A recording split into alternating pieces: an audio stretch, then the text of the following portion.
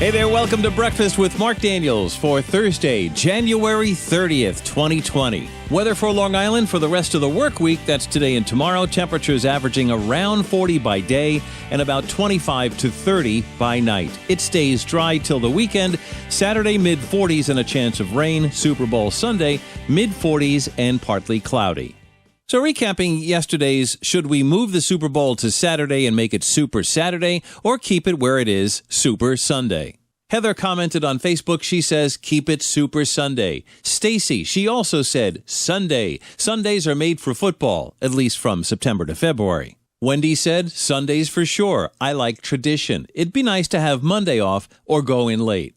Ann says, no, move it to Saturday. Liz commented, Saturday, exclamation point. I'm really surprised that more people didn't say, yeah, move it to Saturday. So overall, it looks like Sunday wins out here. Maybe we just like tradition. Maybe we just feel comfortable calling it Super Sunday since we've been doing that for our entire lives. And maybe there's just something about a Sunday night party or get-together. And I suppose it has a lot to do with tradition. Super Sunday? Yep, looks like it's going to stay.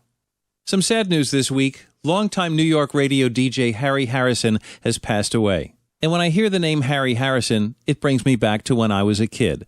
Maybe I was at Jones Beach or Point Lookout with one of those transistor radios listening to WABC AM. The Great Dog Night back on 77 WABC at 7:18. Harry Harrison, WABC. Good morning. Morning, 18 minutes after 7 o'clock. Harry Harrison spent over 40 years in New York radio. His style was non-combative and approachable. He was easy to listen to. While he didn't always crack you up, he always did make you feel good and made you smile, which was in sharp contrast to those personalities that would follow him. And when I was a kid on Jones Beach, listening to Harry Harrison, I always wondered what it was like to be on the radio. I guess you could say he was my first real inspiration. Radio has changed a lot since then, and not always for the better. Harrison passed away at the age of 89 due to medical complications. But his legend, especially to those in radio, will live on forever. Harry Harrison, Music Radio, ABC. On the lighter side of things, I confess that I'm not an expert in anything, but I will say that I do know my way around for most things. And one of those things is getting embarrassed. Embarrassing moments. And I've had my share of them. And more importantly, I'd like to hear about yours, so we could both be embarrassed together. My family used to love to go to Cape Cod. It was an annual summer trip. And in doing so, we usually took the ferry, whether it was Port Jeff or the Orient Point ferry. And this year was no different. We took the Orient ferry to New London and drove to Cape Cod. When we arrived at the ferry terminal, at least back then, a few years ago, I don't know if they still do it, but either way, we had to go to a ticket window and talk to a ticket agent about purchasing a ticket for our ferry ride across the Sound on the Orient ferry. Most of my family stayed in the car, but my oldest son, Mark, opted to go with Dad to the ticket window and buy the Orient Point ferry ticket. When we got to the window, I told the agent that I needed 2 adult and 3 child tickets. Child tickets obviously were a lot less than the adults. And you'd pay a child's fare if your kid was under 12.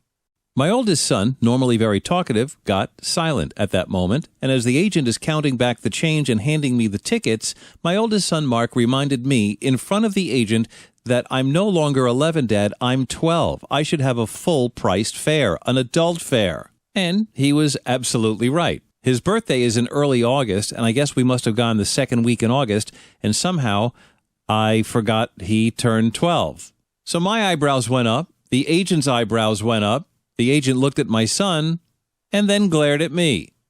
Aha, caught red-handed, trying to sneak your kid who's 12 in for a child's fare. How could you? You're trying to sneak in front of your own child. Now, the agent didn't actually say that, but in my head, they were thinking that. But no, it was legit. I did forget that he had just had a birthday and that he should be paying an adult's fare. I guess I just got so used to ordering him a child's ticket his entire life that it completely slipped my mind. But needless to say, I was embarrassed, A, in front of my own kid, admitting, well, not quite admitting, but I guess you could say I admitted that I forgot his birthday. And B, to the ticket agent who thought I was trying to sneak in a 12-year-old for an 11-year-old's ticket price. I mean, my own kid turned me in, which I guess was the right thing for him to do. We always taught him honesty's the best policy. Obviously, he learned well. So, yeah, I did explain to the agent that his birthday was only about a week ago, and somehow when we ordered the ticket, I forgot that he's now 12, and I paid the extra whatever it was, $10. And I guess it must have made my oldest son feel kind of like an adult now, because, yeah, I'm worth more. I'm going to be charged more. Yes, I'll take an adult ticket because I'm almost an adult. So that was embarrassing moment number one. I've had a long list of them, but I'll only tell you one more. When my daughter was being baptized in church, the whole family was there. Everybody came in from out of town. It was a big deal. It was my little girl. And there were probably, I don't know, maybe 10 other kids getting baptized on the same day. They do them in groups. And a child's baptism is a very ceremonial thing. It's a full mass. It's about an hour, and at the end of the Mass, each child individually gets baptized by the priest. So the Mass is proceeding very nicely. Everybody's sitting there. All the little kids are in their little white outfits. And my daughter also sitting there very quietly until it was time to get baptized. My daughter wasn't much of a crier. She usually kept her composure, but even if she did start to cry, we knew of ways to get her to stop crying, usually pretty quickly. But today was not one of those days. And I know all babies cry. We had 3 kids. There's a lot of crying in my house. But today, no matter what we did, we could not stop Allison from crying, wailing. And as it was about to be our turn to have Allison baptized with the priest, my wife suddenly gets up and starts walking toward the exit door. My wife was carrying my daughter. Now we have a full church of people watching a mom with her daughter walking out on baptism. Being the attentive husband I am, I followed close behind, in front of all these people, wondering if we're going to skip out. So when I get to the vestibule where my wife was standing with my screaming child, I'm like, what are you doing? Where are you going? It's our turn. We're up next. We're in the on-deck circle for baptism. And she looked at me with these panicky eyes. She says, I don't know. It's just not going to work out today. Let's just go. We'll go, and then we'll come back. We'll reschedule when she's a little bit older. A little bit older? Come back and do this all again? She said, I don't know what's wrong with her. She's really cranky. She's screaming her head off. Maybe she's got a stomachache. All right. I said, look, if we could just deal with the stomachache and the screaming, I'm sure the priest won't mind. I'm sure the priest has been through this kind of thing before with about 1 million other kids. We can get it done. Besides, we had all these people coming over to the house. I don't know how much money we spent on catered food. What are we going to do? Have a baptism not party? And then what? Invite them all back for another baptism party? You just don't walk out on a baptism.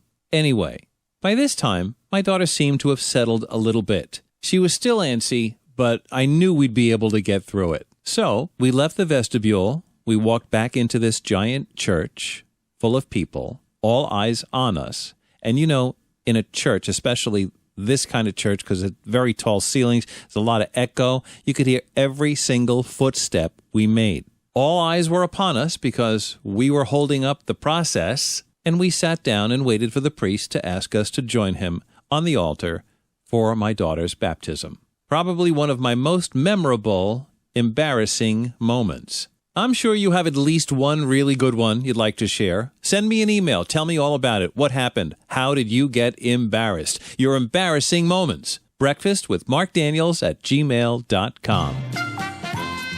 And now time for Throwback Thursday. Today happens to be Phil Collins' birthday. Phil Collins, obviously a popular singer as a solo artist and also as part of the band Genesis. And with the Oscars coming up in just a couple of weeks, I thought this would be a great Phil Collins Throwback Thursday question.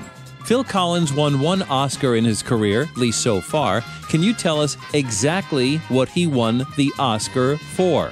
You can comment on Facebook, Instagram, YouTube, or send me an email to breakfastwithmarkdaniels@gmail.com. Finally, I wanted to talk about something that has become a pet peeve, not just for me, but I'm sure you as well. And that pet peeve is passwords. Growing up as a kid, the only password I needed to get into anything was a key, a physical key. You stick it in the lock, you turn it, boom, you're in. Nowadays, it is not nearly that simple. I recently had to change my medical insurance, and with that, I needed a whole set of passwords, not just for the medical, but for the dental, the vision, and I don't know, some sort of a medical spending account. Each one had different criteria. Some you couldn't repeat a symbol more than twice. You needed at least one uppercase, one lowercase, one special symbol, one numerical value, and it couldn't be repeated. And it always warned you that you can't use a password that you've used before in the last 31 days. And of course, like you, I've signed up for online banking, need a password for that, my credit card, Facebook, Instagram, Twitter, Google, Snapchat. I hate to admit I have it. I just have it because it's a way to keep track of my kids. And the list goes on and on and on. And every single spot requires a password, and they're all different. Lots of times, your browser or your phone will keep track of passwords and usernames. You say, remember this for next time, and obviously you click yes.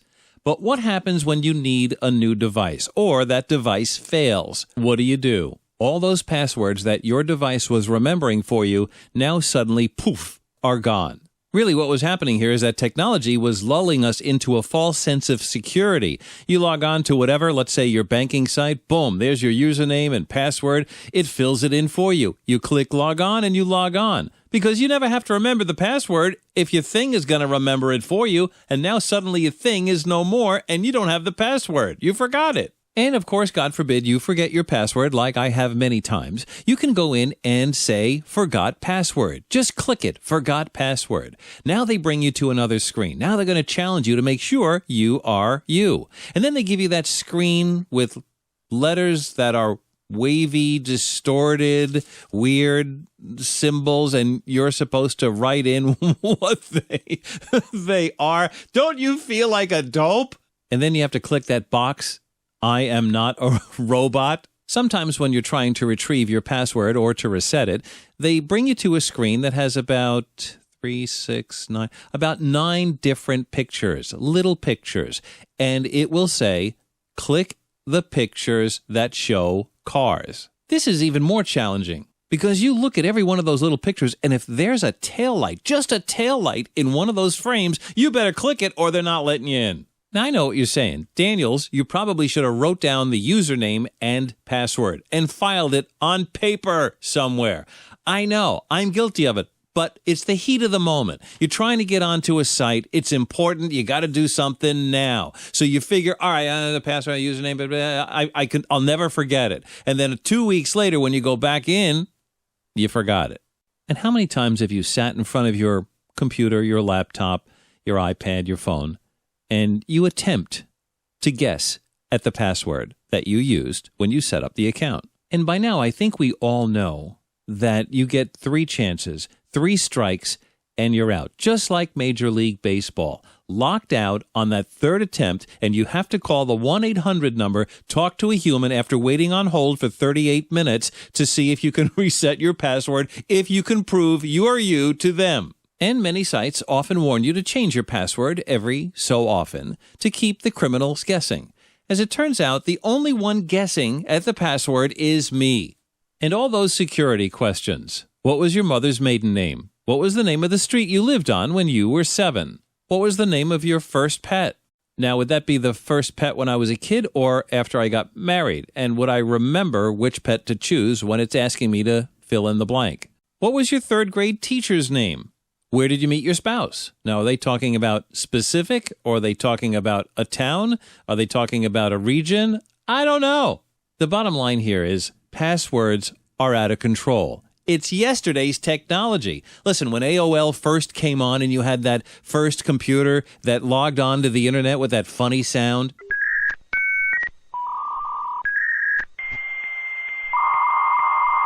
it was great technology back then, but now, forget it. We have too many passwords to too many sites with too many usernames and too many criteria for each password. Just as a side note here, my cats, I'm sure they recognize my face, but every now and then they have to make sure it's me. They come up real close to me and they sniff. They sniff my hand. They go, oh yeah, now I know who it is. That's their password to me. So maybe you could help me out.